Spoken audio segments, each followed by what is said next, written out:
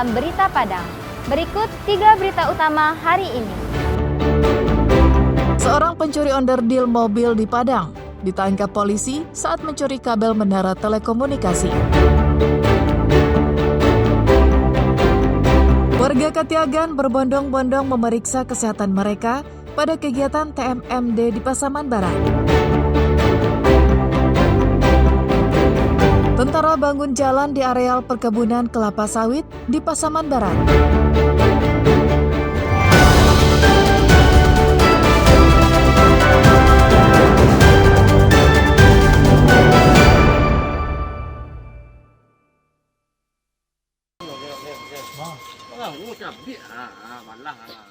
Polisi dari Satreskrim Polresta Padang menangkap Jufrizal karena kedapatan mencuri kabel menara telekomunikasi di kawasan Banuaran, Lubuk Begalung, Padang pada Sabtu malam pekan lalu. Pelaku berusaha mengelak mencuri kabel-kabel tersebut. Namun polisi tak bisa dikecoh karena pelaku berada di areal menara telekomunikasi dan ada gulungan kabel-kabel yang telah dipotong di lokasi itu. Ditambah lagi, polisi menemukan peralatan yang dipakai pelaku untuk memotong kabel-kabel. Pelaku kemudian dibawa ke Mapolresta Padang untuk pemeriksaan lebih lanjut. Polisi juga menyita peralatan yang dipakai pelaku seperti pisau lipat, gunting, obeng, dan lainnya.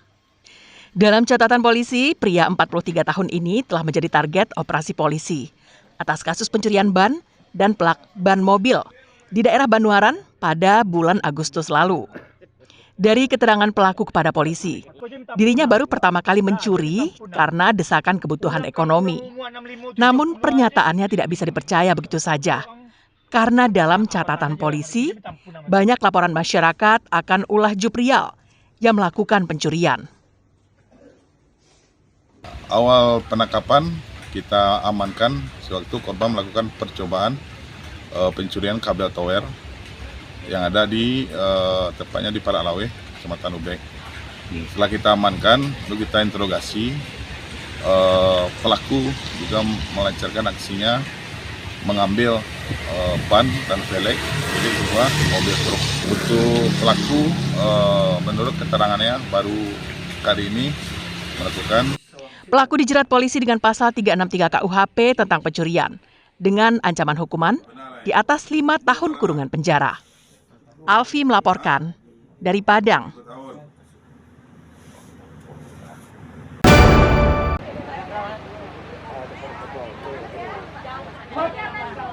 Warga Jorong Mandiangin, Nagari Katiagan, Pasaman Barat, berbondong-bondong mendatangi tenda pemeriksaan kesehatan gratis yang dilaksanakan oleh Kodim 0305 Pasaman pada Kamis pekan silam.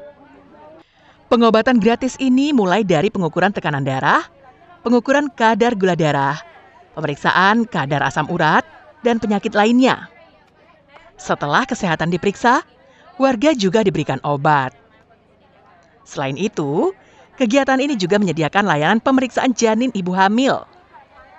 Menurut salah seorang warga, mereka sangat terbantu dengan adanya kegiatan pengobatan gratis. Biasanya, jika sakit, warga Jorong Katiagan harus pergi berobat ke rumah sakit di Pariaman, yang lokasinya jauh. Ke Pariaman. Jauh? Jauh lah, Pariaman lah. Berarti dengan datang ke sini meringankan? Gratis kan, kalau sana bisa Jauh. naik ojek lagi. Bapak nama? Ceknya apa aja tadi, Pak? Cek gula darah gitu kan. Tensi. Apa lagi ini? Air ludah aja kan. Oh, labor juga. Untuk sampai saat ini kita kan sampai jam 12, sampai jam 11 ini ada 62 orang yang hadir untuk cek kesehatan gratis. Itu 54 pengobatan gratis. Kemudian 7 orang USG, ibu hamil, dan 1 orang USG tadi ada dicurigai miom ya. Kata Pak dokternya tadi dicurigai miom. Bupati Pasaman Barat mengajak masyarakat Nagari Katiagan dan sekitarnya untuk memanfaatkan pemeriksaan kesehatan gratis sekaligus berobat jika ada yang sakit. Ya tentunya kita ajak ya tokoh-tokoh angku-angku, nenek mamanya, pemuda dan masyarakat seluruhnya untuk bersama-sama ya untuk pelaksanaan TMMD ini lancar dan sukses. Pemeriksaan kesehatan gratis ini termasuk dalam rangkaian Tentara Manunggal Membangun Desa yang ke-126 dalam bentuk kegiatan non-fisik. Safatul Ulum melaporkan dari Pasaman Barat.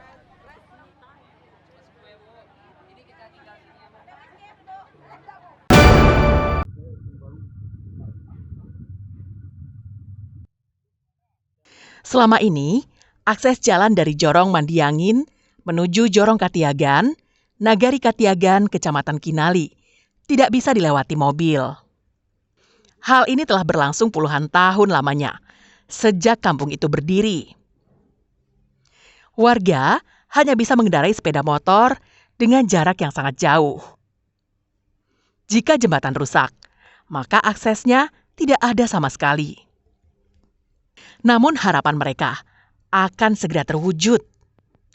Pasalnya, dalam kegiatan Tentara Manunggal Membangun Desa ke-126 yang dilaksanakan oleh Kodim 0305 Pasaman, ada program membuka jalan.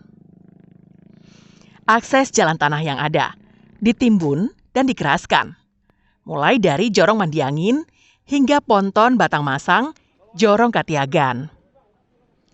Panjang jalan yang dikerjakan sekitar 5,8 km, dengan lebar sekitar 6 meter. Rencananya akan selesai dalam 1 bulan ke depan. Kegiatan ini disambut baik oleh warga setempat, karena akses jalan penghubung menjadi lancar. Jalan ini juga mempermudah petani membawa hasil kebun kelapa sawit mereka untuk dijual. Banyak sekali, terutama untuk petani sawit, petani untuk mengeluarkan buah dari dalam. Gitu. Kedepannya semoga dikeraskan dan diaspal. Kalau sebelumnya mutar jauh, Bos. Jalannya kecil lagi, nggak bisa mobil. Kalau sekarang udah bisa mobil? Sekarang udah bisa mobil. Ini jauh sekali menguntungkan. Soalnya kan masyarakat kita bisa termudahkan untuk adanya ini. Gitu. Pak posisi sangat banyak, Pak, sangat mendukung program ini, Pak. Karena program ini bisa mendekatkan akses masyarakat dari Jorong Katiagan ke Menangin dan sebaliknya juga begitu. Dan masyarakat kita dari luar bisa mobil. Biasanya kalau mobil dari Jorong Katiagan ke Katiagan, Pak, mobil tinggal di Menangin. Kalau besok setelah jalan ini bagus, selesai, itu mobil langsung ke Batang Masang, Ponton Batang Masang. Kepala Staf Korem 032 Wirabraja mengatakan, target pembukaan jalan selama 30 hari dengan melibatkan 200 tentara. Anggota untuk selamanya adalah 30 hari, kemudian untuk personil jumlahnya kurang lebih 200 orang. Jadi targetnya selesai ya, Pak? Target selesai, dan memang harus selesai. Tidak ada kata tidak selesai dalam kegiatan TMMD ini. Dalam kegiatan TMMD yang ke-126, pada tahun ini bertemakan mewujudkan pemerataan pembangunan dan meningkatkan ketahanan nasional di wilayah. Safatul Ulum melaporkan dari Pasaman Barat.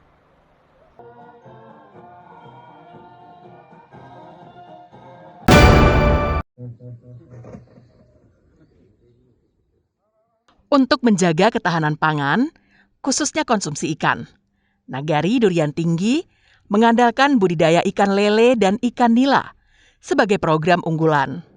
Ikan lele dibudidayakan dengan sistem kolam terpal. Bibit lele dengan jumlah sebanyak 10.000 ekor ditebar ke dalam kolam terpal yang berjumlah 5 buah. Bagian atasnya ditutupi waring, sejenis jaring yang terbuat dari anyaman plastik dengan lubang-lubang kecil yang berfungsi untuk sirkulasi udara. Waring juga berfungsi menghindari masuknya predator, seperti burung hantu dan kucing yang akan memangsa lele.